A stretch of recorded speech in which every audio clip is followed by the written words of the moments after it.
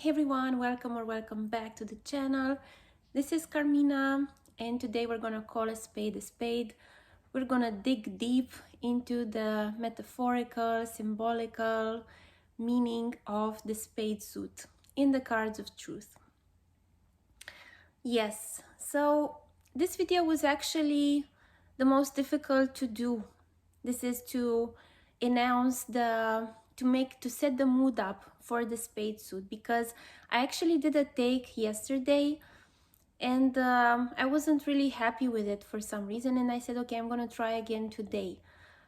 And this is what the spade suit is really. It's like you're gonna have to make an effort. You're gonna have to do the hard work. You're gonna have to put in the physical and the psychological labor. And I have my props here. So what is a spade? This is a mini spade because, this is one of my gardening tools. This is what I had handy. I also have a shovel, so I don't have like a big proper spade, but you get what I mean. A spade is like a sharp gardening tool, a sharp farming tool that you use to dig up earth, to get deep into things, to plant seeds.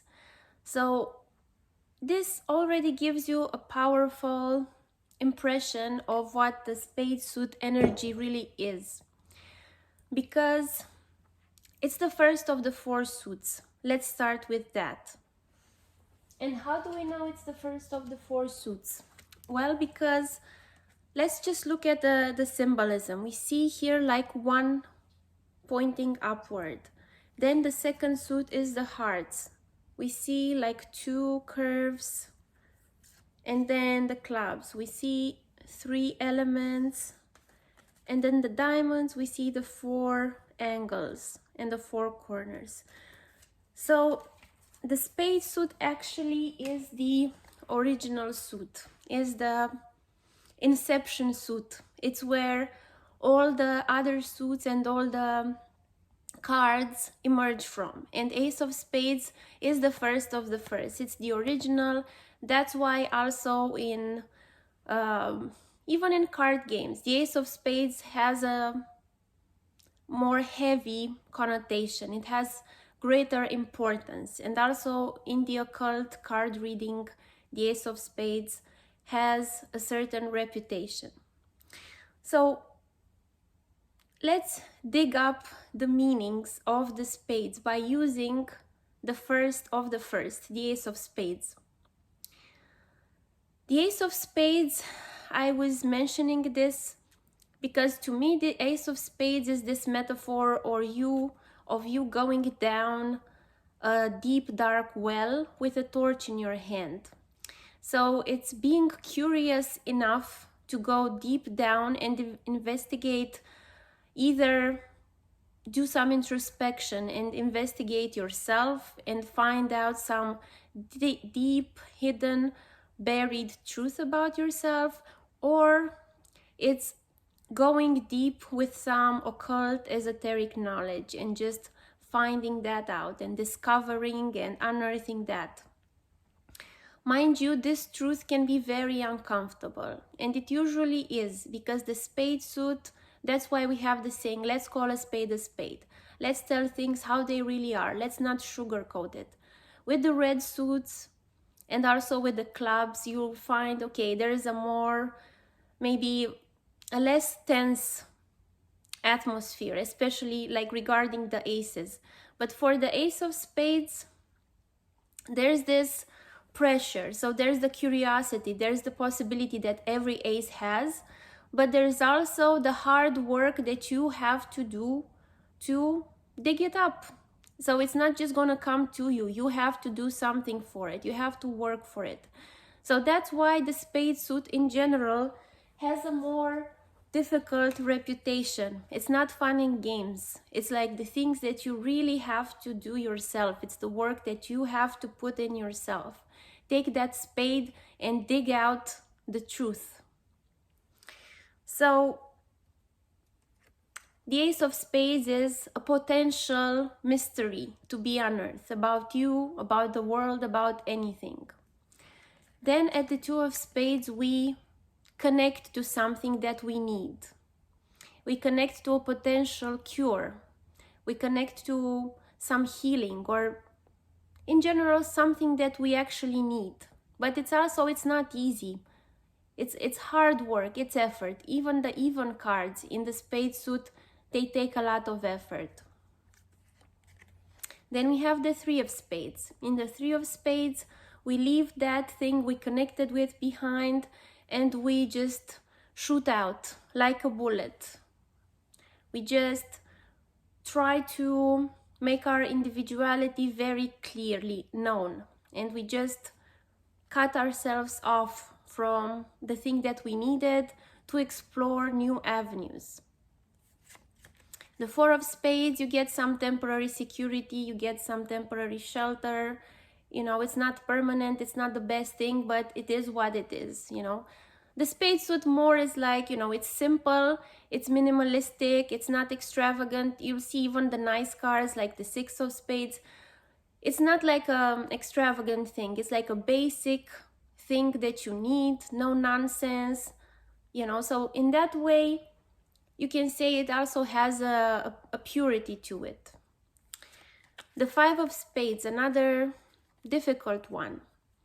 The Five of Spades, you're just struggling to improve. Your body's going through a crisis, your psyche's going through a crisis, you're being unearthed, you have to move from here to there. Even if you are trying to make some money, because the five always has a financial connotation because it's associated to Jupiter, it's gonna take a lot of effort. It's not gonna be pleasant, it's not gonna be nice. The movement of the five, it's always difficult. Then we have the Six of Spades. Okay, there we have again, like after undergoing the crises, after, you know, doing some necessary changes, we have some maturity within ourselves. But that maturity, you worked really hard to achieve. It was not something that, you know, it was bestowed upon you. So it's not an easy suit. At the Seven of Spades, you know, after being and rejoicing in your maturity and you're at the peak of your you know, best shape, then at the seven it's like, uh-oh, something's not working. You go to the dentist, you have to get rid of the tooth that's been aching. Like, you don't want to, but you know it has to happen. So at the seven, you have to leave something of yourself behind. You have to see, okay, this behavior is not working, or, you know, my physical shape is not what it used to be. I have to leave something behind. And that's not easy. It's not easy at all. At the Eight of Spades, you're stuck. It's like the Chariot card in tarot. You have to do the inner journey. So you're stuck. You're either in the hospital, or either you're at home stuck, or you're stuck in yourself. You feel like you can't move anywhere in your life. But the positive thing is that that physical stuckness, that physical immobility, can create a new rebirth. It can create a new discovery. It can create the rekindling of the friendship that you have with yourself. So it can be like a reset button, but you have to really be careful with the 8 and with the 9, that first you have to let go of that victimization that we felt at the 7. So let go of what's no longer needed, and just let's see how we can reconnect with ourselves, with our own individuality, with the work we have to do. 9. 9 of Spades is the Hermit. 9 of Spades is the Karma Yogi. 9 of Spades is that you see your life as work that you have to do for a greater purpose.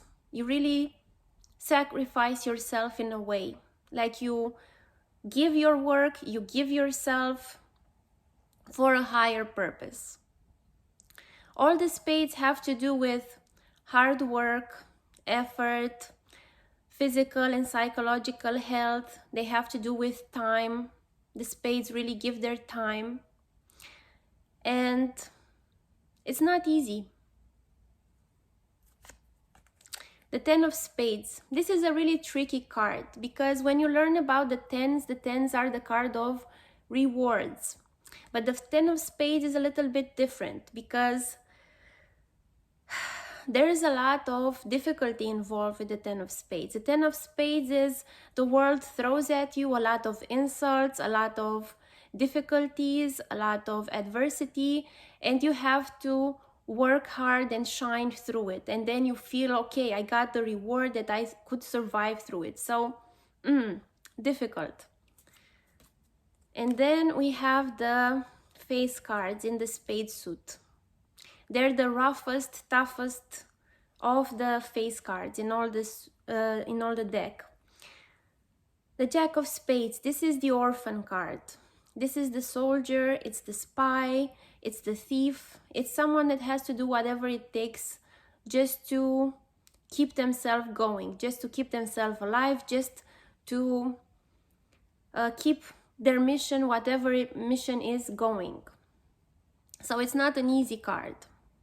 It can have the negative connotation of deceit, but it also has the positive connotation of perseverance and focus, and you just, soldiering on for what you need to do. The Queen of Spades. This is my Rahu card, so I always have a little, I don't know, it's not easy to talk about the Queen of Spades, but I'm gonna say that it's really like a tough feminine energy. It's like the widower. It's like a woman that doesn't need a man, It's not necessarily that she's not married. Like if you're a Queen of Spades, it doesn't mean you're not married. But it means that you don't really need anyone. You're just tough and you just see your own way. You're very energetic. You're very busy. You can do a lot of things. You can see the queen with her spade digging her way forward, marching forward like a nice soldier. So the Queen of Spades is a very rough, it can be perceived as cruel energy. It's not like a soft, like the Queen of Hearts, No, this is a tough cookie. This is a tough lady that's been through a lot and can take care of herself. She doesn't need necessarily people around her. She is a tough cookie. And then we have the King of Spades, which is the ultimate king of all the card deck, because all the kings sacrifice something. The King of Hearts, does everything for the family, for the tribe, for the community around them. The King of Diamonds gives their, finances. It's very charitable. It imparts their knowledge, their practical skills. The King of Clubs is very good at sharing ideas, at teaching, at doing intellectual work. But the King of Spades has a very important role because it's one of the fixed cards in the deck. So no matter how many quadrations you make, the King of Spades will always be in the same place. So the King of Spades has a pivotal role in the card deck. It's the one that's holding, like Atlas holding the sky in Greek mythology. He's holding the greatest burden, and he has to sacrifice himself to hold that burden for the collective because it's a king. So kings always have a responsibility for the collective. And the King of Spades will sacrifice themselves because kings always have a Plutonian quality of transformation and sacrifice. And they will sacrifice themselves. They will cut off their ego to benefit, the collective also. But by sacrificing their own ego, they set an example for the collective. So that, in a nutshell, is the spade energy. If you have a spade birth card, or if you have a lot of spades in your birth spread, if you have a lot of planets, personal planets in the spades, don't worry, because you can't take this as a negative thing. It is what it is. There's going to be some difficult situations that you have to face, but you also are equipped with a lot of resilience, a lot of perseverance, a lot of toughness and courage to deal with these things. So all the suits, all the numbers have their own place in the great book of life. And the Spade suit is more about pushing forward, moving forward, introspection, taking care of, physical and mental health, doing your work that you have to do in this world. So it's not the funnest thing, but it's very necessary. Okay, so that's what I had to say today about the Spade suit. I hope these videos give you a broader understanding of the suit's energy. You can check out the videos I did for the other suits, and I have a ton of playlists looking at the cards in the card deck one by one. If you want to support my work with the Cards of Truth, you can get this deck. It's on my website. And that's about it for today. I'll see you soon with more videos. Bye!